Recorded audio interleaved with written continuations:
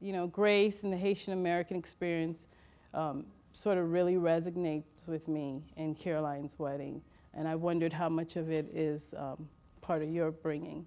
I grew up in a time, you know, when I came to the U.S. in 1981, it was still sort of this time of great frictions, you know, and so I saw a lot of people, young people, even older people, go through the same experiences as Grace, this experience of just having a real culture shock, a language shock, and then facing, in many cases, a lot of hostilities.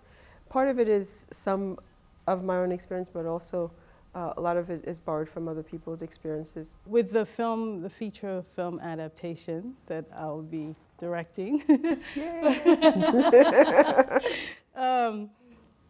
are there particular elements of the story that you'd like to be retained and that you'd like to, you know, see on the screen? When you approached me, the first thing I said, I thought, I feared that the story was so internal, the story of, you know, that it might be hard to put on screen. Yeah. So you know, you were so convinced that you could, that I totally put it in your capable hands. And I think from the versions that I've seen of the script, I think, you know, you have, you know, focused on what is really at the heart of the story, you know, this relationship with the mother and the daughters and the father who's absent but still there. Yeah. And just that core of like coming of age, of just coming into your own, and this whole story that every immigrant goes through. How do you become American?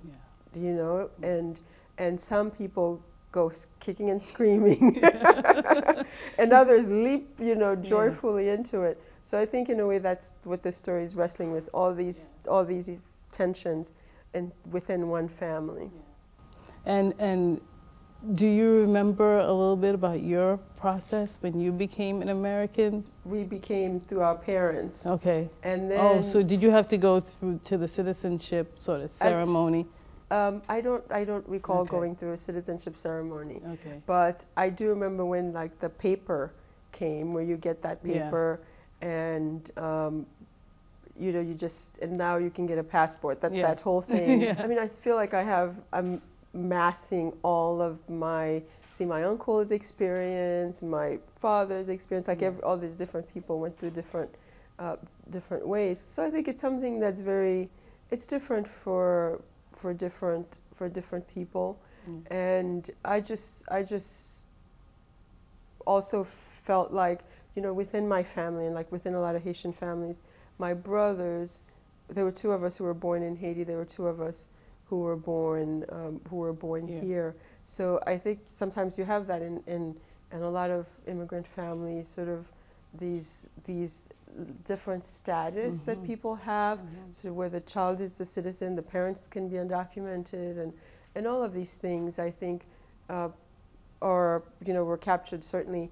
And now what is your work, you know, in the version of the story, because it's compared to, you know, it's a relatively, I think, a short story. Yeah. So you, I mean, as a filmmaker, I think, has also had to fill in a lot of what you want the story to be. So I should interview you. Which actually, ironically, last year, after 25 years, my mom became a citizen on my birthday. Oh, wow.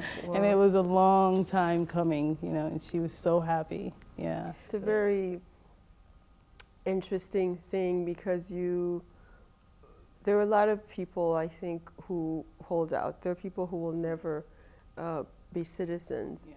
And it's sort of to see how everybody comes to that choice. And I think for some people, it's an ideological choice, but others, it's a very practical choice. Like I don't, you know, some people might be, I want to travel and I don't want to have hassle. Exactly. And so you hear all these different kinds of stories. But I think we should also emphasize another element of the story that I think was beautiful to me, that I saw also in your adaptation, is the sisterhood. Yeah. You know, the relationship between those sisters, and you know, just really, it's like one sister is living another sister.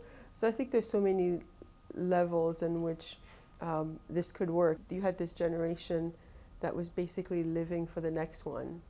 You know, they sacrificed everything for for their children. Yeah. And also I think that's in the story, that's the burden that these girls carry, and that, you know, it is a heavy burden for some people, because then you're not just living for yourself, but you're living for the sacrifice which brought you here.